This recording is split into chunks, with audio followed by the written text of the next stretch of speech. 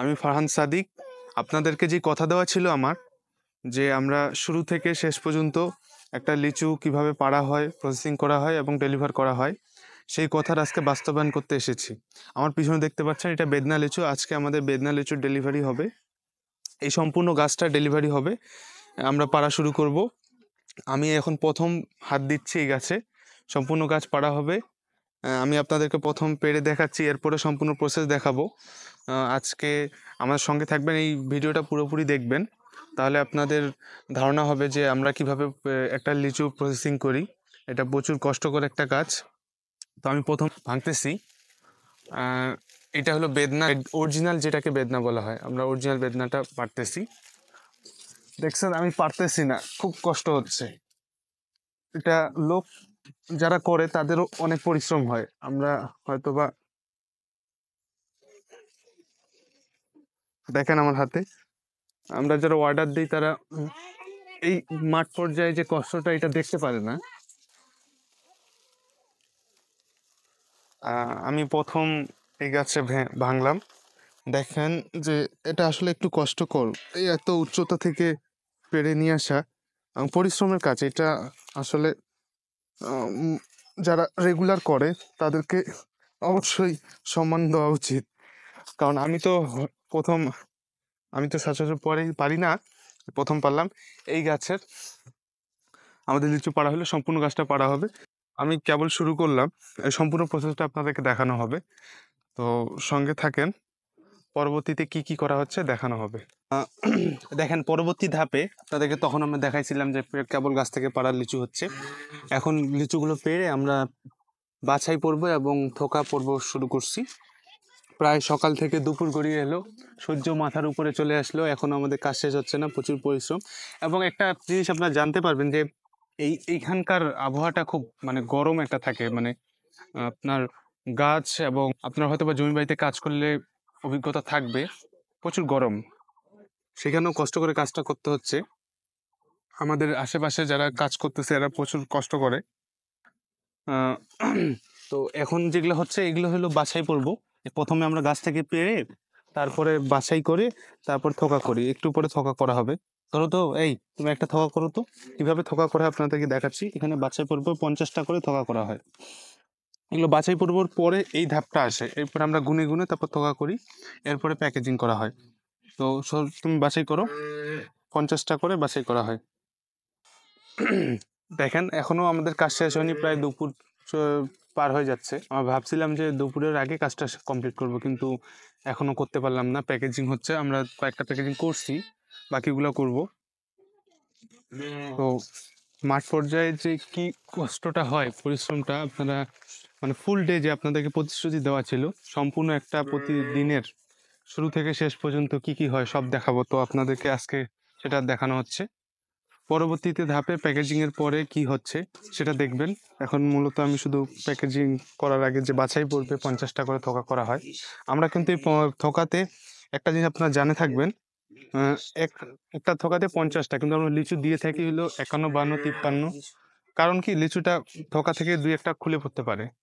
এখন আপনাদের পর্যায়ে পৌঁছাতে যেন 50টায় থাকে, এই জন্য আমরা এক্সট্রা বাড়াই দিই।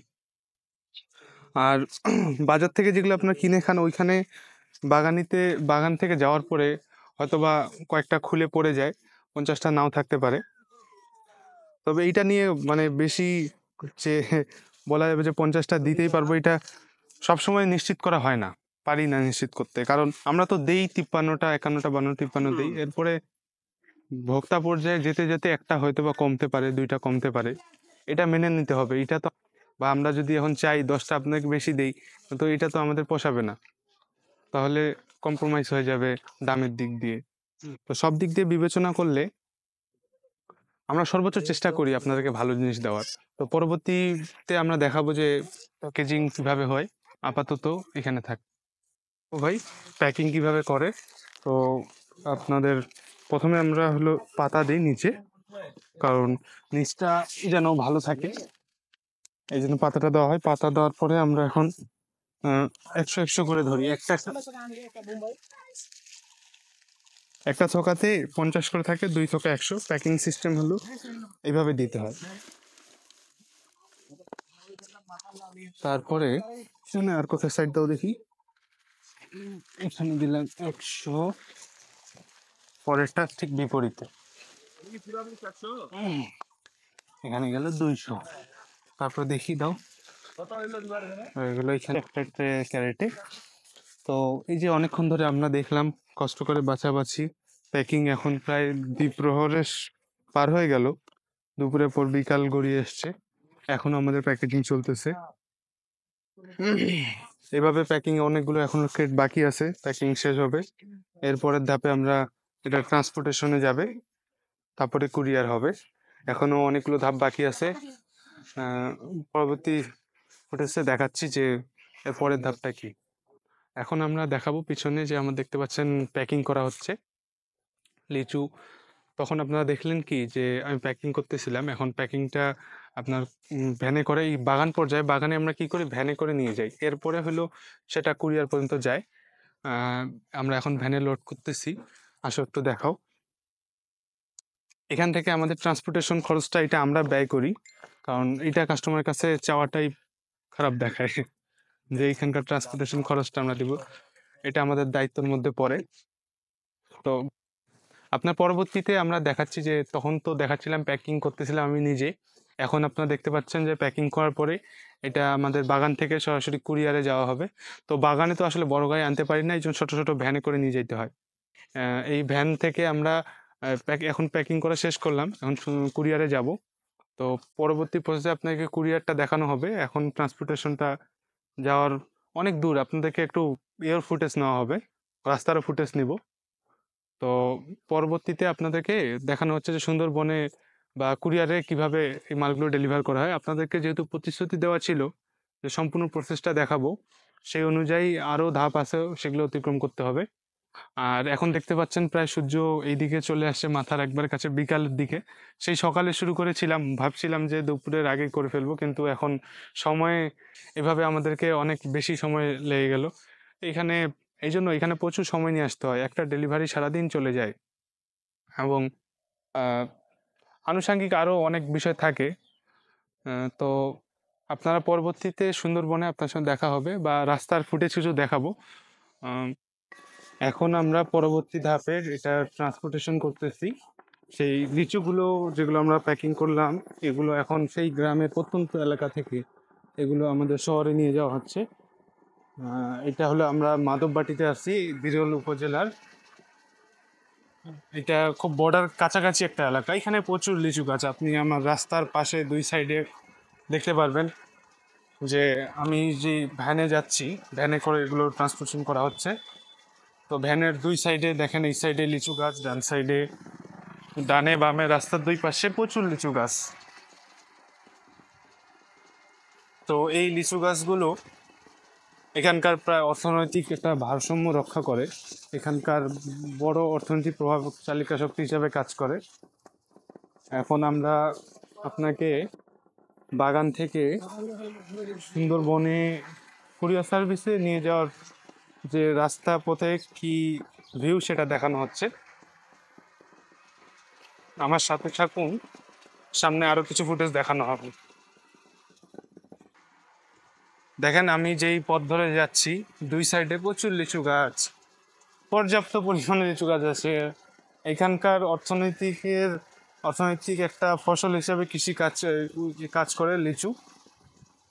এখানে প্রতিটা বাসার যদি সামান্য পরিমাণ জায়গা থাকে, তাদের অন্তত একটা গাছ থাকবে লিচু, এবং বাণিজ্যিকভাবে লিচু চাষ করা হয়। আমার দুই সাইডে, রাস্তার দুই সাইডে এগুলো প্রচুর লিচু গাছ, এবং প্রচুর পরিমাণে লিচু ডেলিভার করা। আমার রাস্তায় দিয়ে যাওয়ার সময় দেখতে পারবেন অনেক গাড়ি আপনাদের পার্কিং করা থাকে, এগুলো নিয়ে যাওয়া হয়।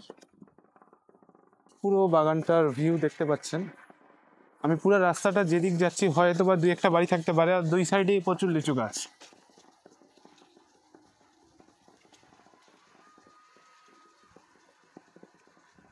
তো দেখতে থাকুন, সামনে আরো লিচু গাছ আসছে। এই একটা বাগান অনেক বড় এবং প্রচুর পরিচর্যার প্রয়োজন হয়। আপনার কিছু কিছু বাগানে দেখবেন যে ইয়ে দিচ্ছে, সেচ প্রকল্প সেচ দিচ্ছে।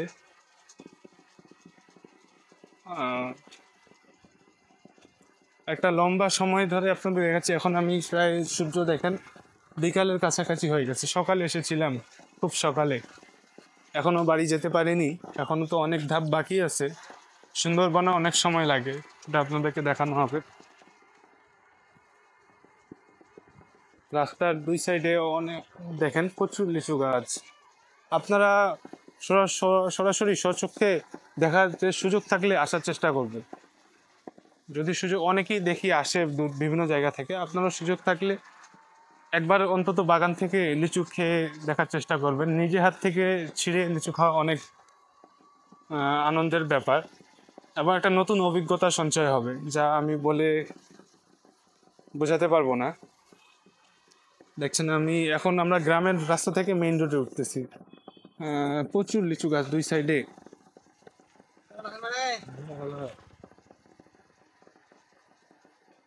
এখন লিচু গাছ, আমরা কেবল মেইন রোডে উঠলাম। এদিক দিয়ে সরাসরি রাধিকাপুর পোর্ট, খুব কাছাকাছি। বিরলের দিনাজপুরের সবচেয়ে কাছাকাছি যে পোর্টটা আছে রাধিকাপুর, সেটা।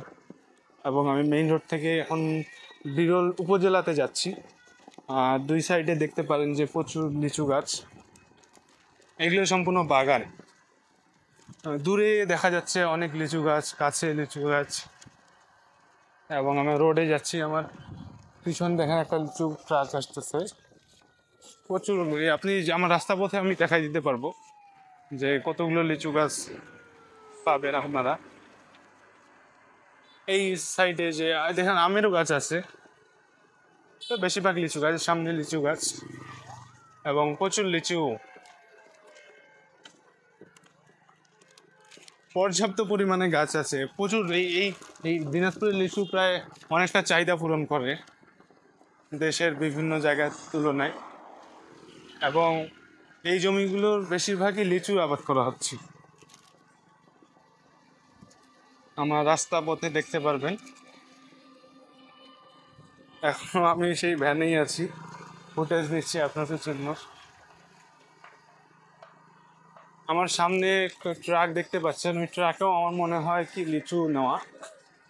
এরকম আরও অনেকগুলো ট্রাক দেখতে পারবেন, আমি সামনে দেখাবো আপনাদেরকে। অনেক গাড়ি এখানে প্রায় লোড হয় এবং লিচু নিয়ে চলে যায়।